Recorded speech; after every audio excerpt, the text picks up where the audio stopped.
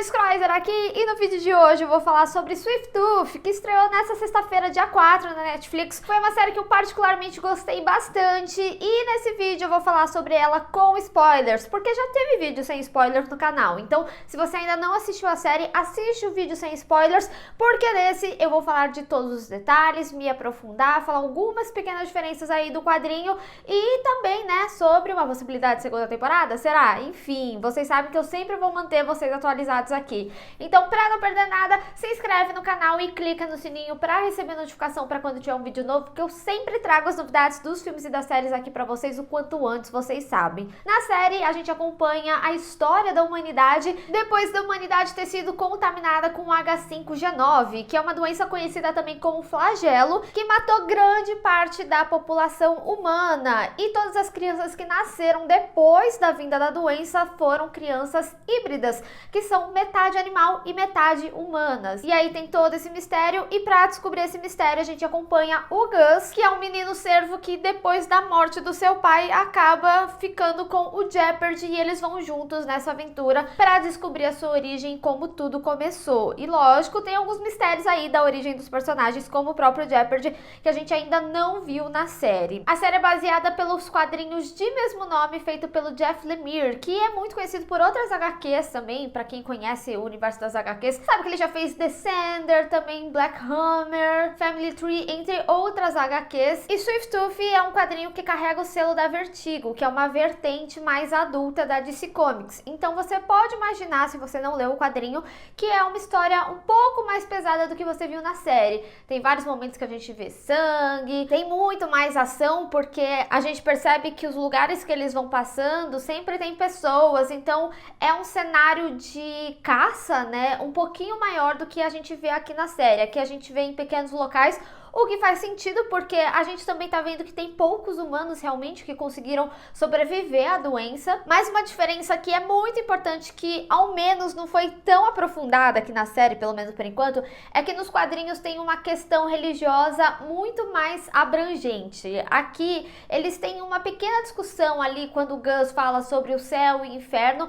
mas eles não pesam tanto nisso. Por outro lado, eles pesam muito mais na questão científica, quando a gente descobre que no final das contas ele foi criado em laboratório. Então tem essa questão da origem dele, também tem a questão da vacina, e foi como eu falei, né, tem várias coisas aí ao longo da primeira temporada que remete muito ao que a gente vivencia, né? Alguém, por exemplo, não querer usar a máscara quando deveria usar a máscara, ou até mesmo ridicularizar a situação, que ali não tá contaminado, e a gente vê que realmente é uma doença extremamente grave. Tem coisas que nem chegam a entrar na série, o que é muito comum de uma adaptação, mas o que eu sinto realmente que essa adaptação ela pegou muito a base dos quadrinhos, dessa história dos híbridos, e que eles vão desenvolver algumas questões, sim, mesmo que em posicionamentos diferentes aí pra história, mas muito dessa retirada também provavelmente foi pela mudança de público, que a gente vê que é um público mais abrangente. Então um adolescente, uma criança consegue assistir ainda, e também um adulto consegue assistir, não tem uma linguagem tão infantilizada para você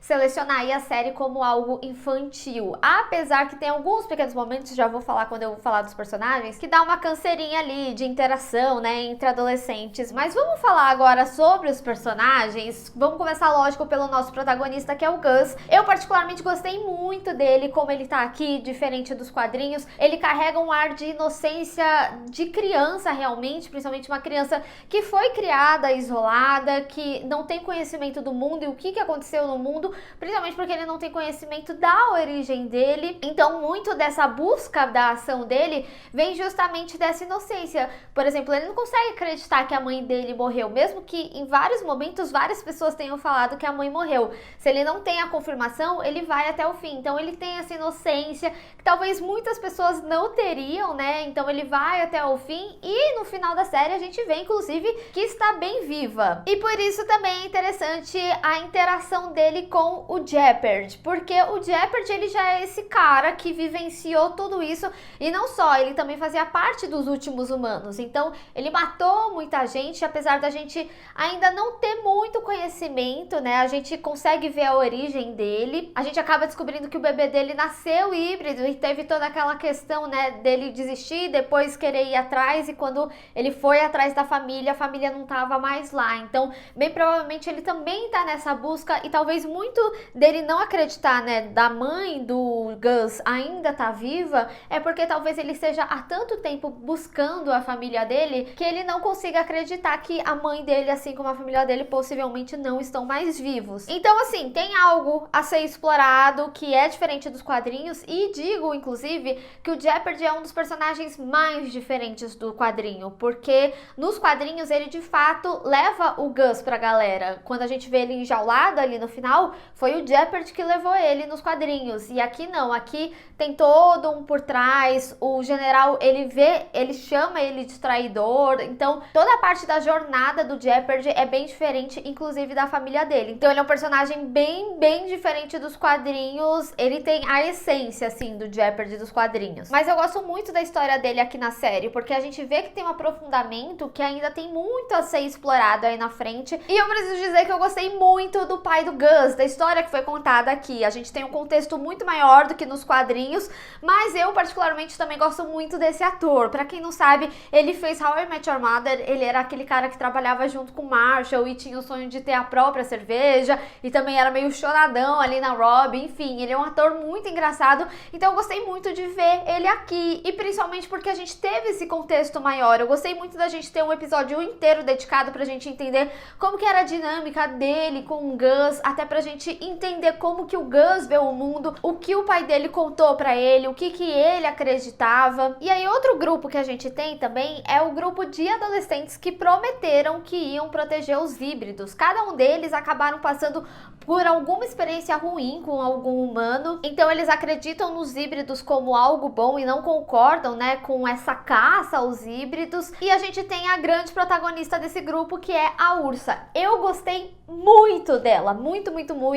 Eu acho que ela é muito determinada e ela tem um carinho, né, ela tem um jeito com o Gus que o Jeopardy não tem, porque eles têm essa relação, né, do Jeopardy ele ser mais direto e o Gus ser insistente. A única coisa que eu não gostei muito desse grupo é que eles fizeram uma galera toda tipo, somos a favor dos animais, e aí a gente tinha lá um tigre que claramente não tava bem, tava todo acorrentado, né, enfim, não é muito animal friendly. E também em alguns momentos que ficava mais focado neles ali, dava uma infantilizadinha na série, então em alguns momentos me desprendeu. Entretanto, gostei muito do local que eles estão, não só pelo local, né, que é tipo um hot zone, um parque, né, que tem fliperama, tem carrinho de bate-bate, então é um bom lugar para viver, mas muito pela fotografia do lugar. Eu gostei muito das cores que foram utilizadas, gostei muito da caracterização deles, inclusive. Isso tudo acontece até o quarto episódio, então a gente vê que até metade da série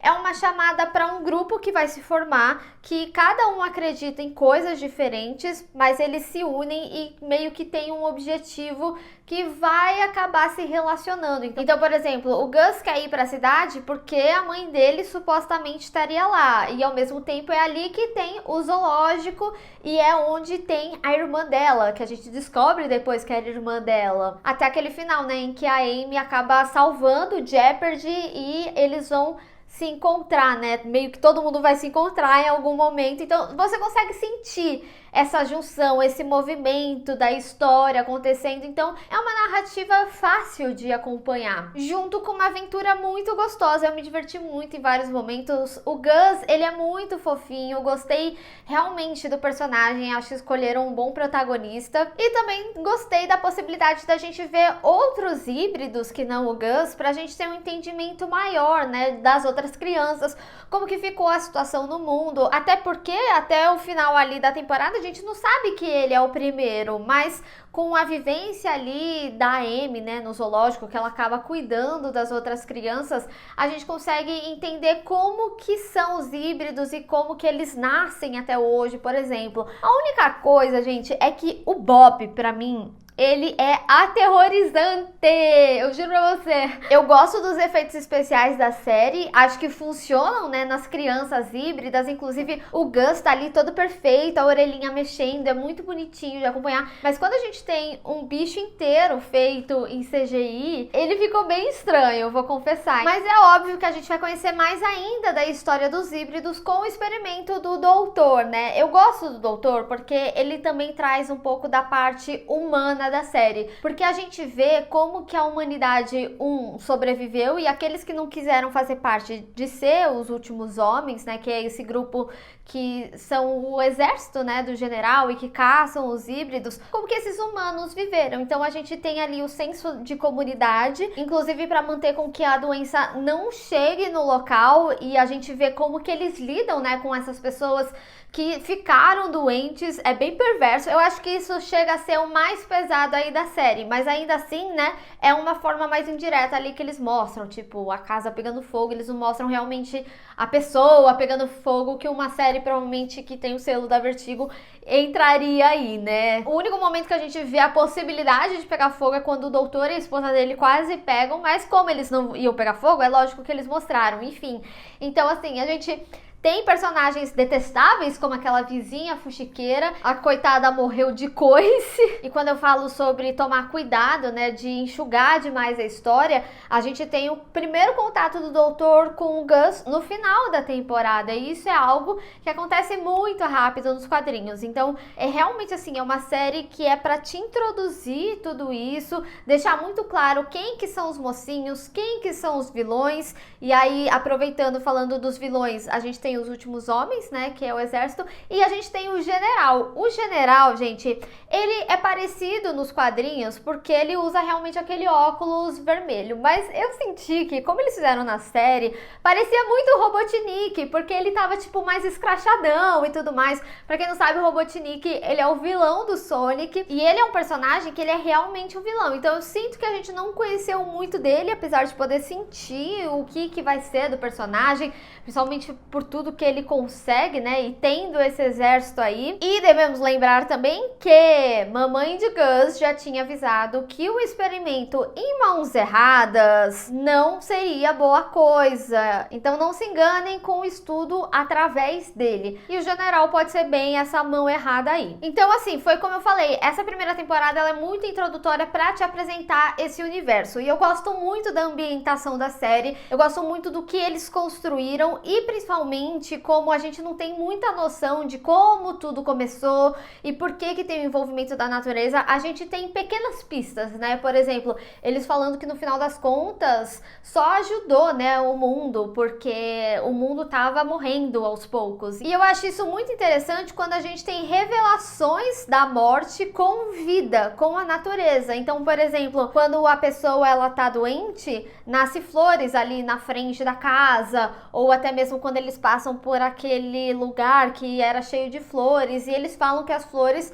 estavam associadas à morte. Mas é interessante também porque quando a gente vai ali para a doutora que fazia toda a pesquisa antes do doutor, quando o general ele vai visitar ela, ela tem borboletas em volta dela. Mas por quê? Porque ela tem câncer e não o flagelo. Então a morte, ela não vem na flor ali, que inclusive é uma flor roxa, que é a mesma cor quando a pessoa identifica, quando faz o teste, né, que ela realmente tem o flagelo. Então é interessante reparar como que eles utilizam as cores aí nas coisas também da série. Mas como ela tem câncer, a gente sabe que ela tá morrendo. Então é uma outra forma da natureza demonstrar que aquela pessoa tá ou em sofrimento ou perto da morte. E eu achei muito interessante que a gente tinha ali as borboletas e como que a natureza se manifesta com relação à morte. Então a gente tem isso aí bem presente. Eu fico muito curiosa para entender o porquê que é explorado dessa forma, principalmente quando, pensando na diferença do quadrinho e da série, quando a gente não tem um contexto, por exemplo, religioso, né? A gente tem um contexto fantasioso aí na série, afinal a gente tá falando de crianças que são híbridas, mas de uma forma geral a série ela trata a doença trazendo essas similaridades com a nossa realidade. Então é muito interessante, eu quero saber qual que é esse contexto fantasioso, o por trás. E não só só, tecnicamente a série é muito bem feita. A maioria das locações foram feitas na Nova Zelândia, é por isso que a gente tem esses ambientes maravilhosos, né, abertos aí quando eles estão no campo, iniciando a jornada. Então é muito bonito de acompanhar. Que nem eu tinha falado, o contexto dos adolescentes também é uma ambientação que é diferente e continua com muita qualidade. Gosto muito das cores utilizadas, gosto como eles utilizam as cores, inclusive, que nem eu falei das flores, né, e do teste também. E acho que a caracterização, inclusive dos híbridos, tá muito bem feita. Em alguns momentos muito pequenos incomoda, tipo o Bob, né? O Bob, ele é um pouco complicado porque ele é um bicho inteiro feito, né, em CGI, diferente dos atores que tem ali a complementação. Mas o Bob ficou estranho, eu fiquei com medo. E em alguns momentinhos também, por exemplo, quando eles estão correndo para entrar no trem, a gente consegue perceber que é feito em estúdio. Então tem pequenas coisas que destoam, mas também nada grave ou que atrapalhe na história. Mas assim, gente, a série ela tem efeitos incríveis, né? Eu gostei muito de como eles fizeram, principalmente a caracterização dos híbridos. E não só, logo no início da série, quando a gente tem a história de origem do Gus, né? Pelo menos do que ele acreditava, do que o pai dele contou, a gente vê essa história sendo contada ali entre a fumaça e o fogo, e eu gostei muito desses efeitos logo de cara para dar um contexto dessa história do que a gente vai acompanhar aí na frente. Então eu gostei muito dos efeitos da série de uma forma geral, realmente são pequenos pontos, tipo Bob, desculpa Bob. De uma forma geral, eu acho que tem uma qualidade técnica muito boa. Eu acho que o enredo, ele é muito bom para o que a série se propõe a ser, principalmente de você conversar com um público muito mais aberto do que dos quadrinhos, que é um público mais adulto. Então eu gosto do direcionamento da história, apesar que a gente tem uns 2 episódios ali que são um pouquinho mais devagar, a gente sente um pouquinho dentro desses 8 episódios. E uma coisa que eu preciso dizer é que eu gostei muito da narrativa da série, como que eles fazem toda a relação aí dos mistérios e também a chamada pra ação e como esse grupo vai se formando até a gente chegar ali naquele momento da casa que a gente descobre a origem do Gus. A única coisa que eu não gosto desse momento é da personagem, né? Porque eu senti que ela é meio isenta. Aconteceu uma catástrofe assim no mundo e ela tem meio que todas as respostas ali. Eu entendo que, lógico, ela tá guardando um grande segredo porque é um estudo que, caindo nas mãos erradas, poderia dar um ruim maior ainda do que a gente tá vendo, mas ainda assim é uma personagem que eu também não gostei muito da interação com aqueles personagens, como por exemplo, ela falar pra Ursa acreditar até o fim, sabe? Sei lá, isso poderia causar uma frustração na pessoa. Eu não sei se esse seria o tipo de conselho que eu particularmente daria. Enfim, foi uma personagem que no final das contas, independente, né, se eu faria ou não, eu não consegui simpatizar muito com ela. Não gostei muito do contexto que ela veio e como que foi todo o surgimento dela. Então ela é meio que aquela personagem que tem todas as respostas ali, mas não tem resposta nenhuma. Então se o Gus pergunta se a mãe ainda tá viva, ela não consegue responder, sabe? Umas coisas assim. Enfim, não simpatizei. Mas independente disso, eu gosto muito desse momento na série, porque é quando a gente finalmente vai conhecer a origem do Gus, e eu gostei muito de como eles contaram essa história em flashback, principalmente porque a gente vê, né, como que era o relacionamento do pai dele com a mãe dele, com a cientista que criou ele. Então a gente tem uma parte toda dedicada aí na história, e é muito louco, né, porque o cara beijou e já saiu com o filho.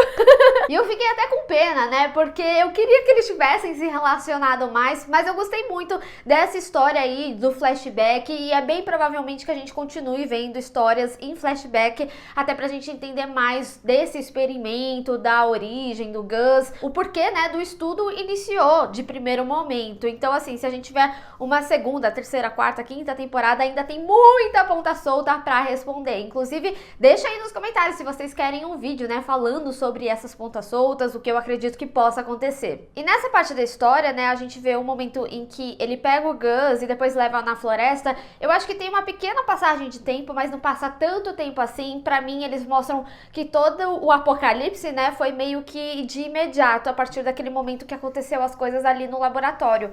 Nos quadrinhos, o Gus, ele fala que ele tem 9 primaveras, e eles falam que a doença começou há 7 anos, então que era meio que impossível que ele fosse um híbrido de 9 anos. E aqui na série a gente vê que é algo mais aproximado, então tô muito curiosa pra ver essa diferença de origens, né, que eles vão explorar aí na série, porque tem muita coisa que é bem importante, né, por exemplo, o contexto contexto religioso, que eu falei no início do vídeo, e que aqui tá um pouquinho diferente, pelo menos até o que foi apresentado. Foi aquilo que eu falei, né? Essa primeira temporada é uma grande introdução para esse universo, para esses personagens principais que vão contar essa história, e também um gancho aí para a segunda temporada. A gente tem aquela cena, né, que a gente descobre que a mãe do Gus, ela tá viva, sim, e ela está no Alasca. O Alasca tem um contexto muito importante nos quadrinhos. Eu acho que eles vão lidar de forma diferente aqui, então eles têm que responder, né, essas coisas. Eles têm que responder qual que é a importância do Alasca, por que foi feito esse experimento. Tudo bem, a gente sabe que o experimento foi feito, mas qual que foi o fundamento por trás desse experimento? O que deu errado de fato ali, que as pessoas estavam